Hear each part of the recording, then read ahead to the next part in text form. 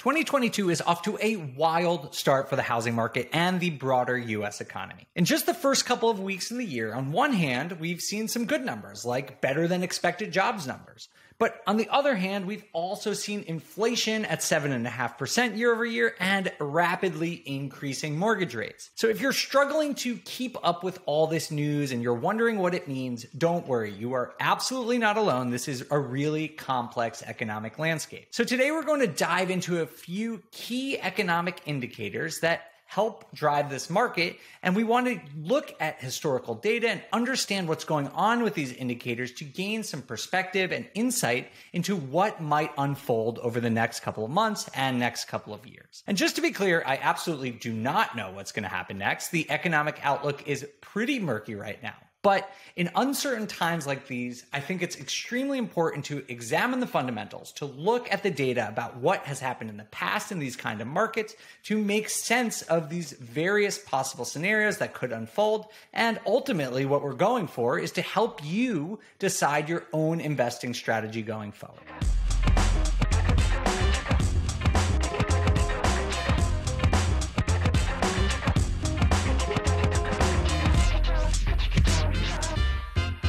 What's going on, everyone? This is Dave Meyer, Vice President of Data and Analytics at BiggerPockets. And today we are going to dive into super important data about the economy and the housing market to help you formulate your own investing thesis. This is a challenging time to be a real estate investor, and it is up to you, the individual investor, to figure out how you are going to navigate this complex environment. So today we're going to dive into some of these key indicators that can help you make these decisions. And at the end, I'm also going to share my investing thesis for the next couple of years. And of course, everyone should come up with their own hypothesis and their own thesis about how to navigate the next couple of years, but hopefully me sharing what I'm planning to do can help you in that effort. Before we jump into the data, please, we really appreciate it when you give our videos a thumbs up and subscribe to the BiggerPockets YouTube channel. And if you want to talk to me, have any questions for me, always hit me up on Instagram at The Data Deli. All right, let's jump into the number one thing impacting the housing market right now, which is, of course, interest rates. If you haven't heard, interest rates have moved up to about 3.75 at the time of this recording, and that's up from 3.1% around the end of last year. And just for the record, I am using the prime rate as an investor. I wish I could get a 3.75 loan on a non-owner occupied house. I can't.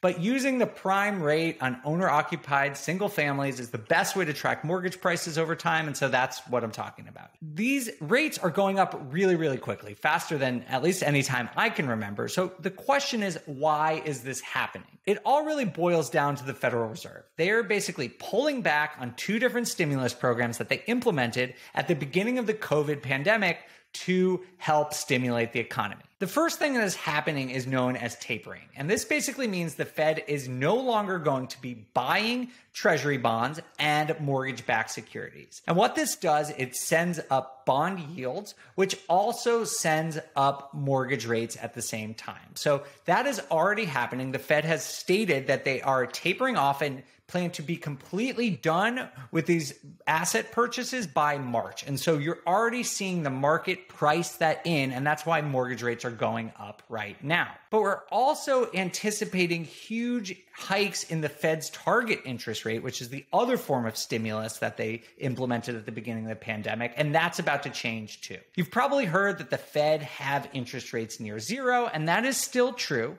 but we are now expecting to see Fed target rate go up to 1.5% or 2% by the end of this year, which is a big increase over what people were expecting just a couple of months ago. Back in October, November, when I released my first forecast for 2022, I was expecting 3 or maybe 4 hikes this year, and that mortgage rates would get up to maybe 3.75%. But now most experts are expecting 5 to 7 hikes this year, and that mortgage rates could go well over 4%. So things are happening much faster than I was expecting just a few months ago. And listen, I am not an interest rate forecaster, but one thing is clear. Unless something changes dramatically in the economy, interest rates are going to go up this year. They already have, and they're probably going to go up a bit more. And of course, rising rates make the cost of borrowing more expensive. And that is really having a big impact on affordability. And ultimately, that's really the impact of interest rates on the market, because interest rates determine how expensive a mortgage is. And when interest rates go up, people can afford less, and that can cool down or even send the housing market in reverse. This point is really well illustrated by some new data that shows that the estimated monthly mortgage payment for a typical home for sale rose 25% year over year, or $388 a month. And that is a record. This is based on all-time high median asking price of $376,000 and also mortgage rates at 3.7. Affordability basically takes into two things: prices and interest rate. And prices are at an all-time high and interest rates are going up, which means affordability is going to start plummeting. And as affordability goes down, demand could start to decline. Basically, more and more people will be priced out of the market even if they want to buy. But the thing is, right now, demand is actually not declining. According to the Mortgage Bankers Association, we're seeing demand go up and then down and up and then down. And I think this is really because of FOMO. People see that the climate is changing, interest rates are going up, and they're going to keep going up. And so people want to lock in a low interest rate for 10 or 20 or 30 years. And honestly, that's a pretty good thought. I'll talk about that a little bit later, but that makes a lot of sense to me. So that's basically what's going on with interest rates. Interest rates have already gone up a lot in the last couple of weeks, and they are expected to continue increasing basically indefinitely. I think we could see mortgage rates at 4% or even higher by the end of this year, and it might even go higher in 2023. On the other hand, let's look at our second indicator, which is inventory. If you have paid any attention at all to the housing market over the last couple of years, you know that inventory is super low. For example, new listings of homes for sale were down 10% from a year earlier. They were already low last year, and they're down 10% from that. Active listings, which is the number of homes listed for sale at any point during the period, fell 29% year over year over the last 4 weeks. So although demand might be dropping to declining affordability, which we just talked about, it's unclear if it's going to actually make a difference, at least in the short term. With so few homes for sale right now, there may just be so much surplus demand, so many people desperately wanting to get into the housing market, that the market can actually absorb some declines in demand before seeing a real impact on housing prices or any other market dynamics. That is something to really consider. Inventory has been really low, it's staying really low, and unless it really increases a lot, inventory is actually going to put upward pressure on the housing prices and could counteract some affordability concerns. The last thing that could be working to counteract declining affordability is rising rents. As of December, rents were up almost 16% over the previous year on a national basis, with many major markets seeing way bigger increases, 20% or 30% or even more. And I know this feels confusing because rent is going up, which is just making housing more expensive, whether you rent or buy. It is just getting more expensive across the board. So it's reasonable to question, how could that support rising prices in the housing market? People lack good options, basically. If you want to change your living arrangement, if you have to move or you need a bigger home, there aren't many good places to go right now. Either you enter a super competitive housing market that has high prices and rising interest rates, or you rent at super high prices, but without the benefit of building equity over time. The last thing that could be working to counteract declining affordability is rising rents. As of December, rents were up almost 16% over the previous year on a national basis, which is basically unheard of. And many major markets are actually seeing rent increases of 20 or even 30%. And this is really confusing and is creating a very strange dynamic because basically people don't have a lot of good options right now. If you need to move or you want a bigger home, where are you going to go, right? You're either entering a super competitive housing market that has high prices and you're in a rising interest rate environment, or you rent at really high prices, but without the benefit of building equity over time. Rent is really maybe increasing demand in the housing market, even though prices are at an all-time high and affordability is going down. I mean, as you can see from all this information, the picture is really, really murky right now. On one hand, you have rising interest rates and declining affordability, which put downward pressure on the housing market. But on the other hand, we also have historically low inventory and rapidly rising rents, which could continue to put upward pressure on the housing market. Which force wins out remains to be seen.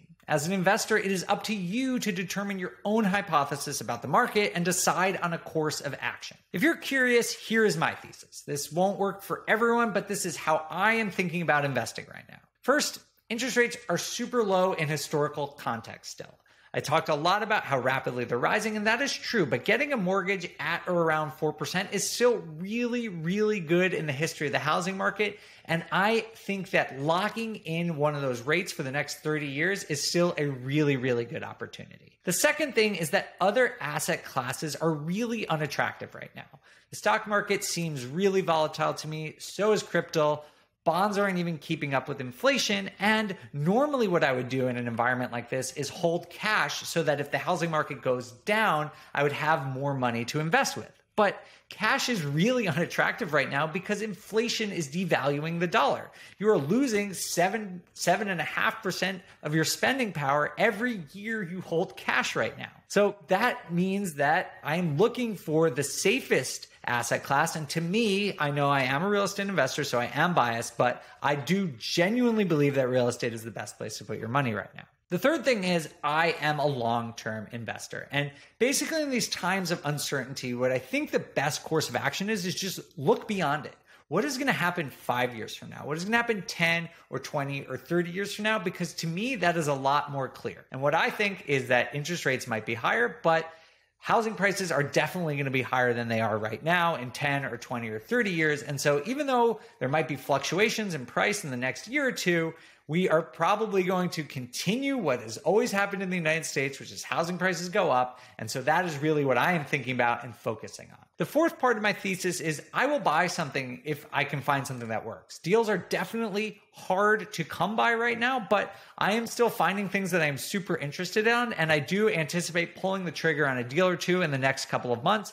But I am going to be super, super disciplined and not take on any riskier deals. And with that is my fifth part of my thesis. That is, while I usually look for high upside appreciation deals, I invest a lot in Denver where prices have really been going up, but there's not a lot of cash flow. I'm actually going to switch my focus a little bit and going to be focusing more on solid cash flows, knowing that there could be a pullback in equity values over the next 1 or 2 years. That's my thesis. Those 5 points are the things that I'm thinking about to help navigate this really weird housing market over the next year or two. Hopefully, this video will help you form your own thesis and come up with a plan to navigate this challenging environment for yourself. If you have any questions or ideas or thoughts, please comment below or hit me up on Instagram @TheDataDeli. Thank you guys all so much for being here. I'll see you all next week.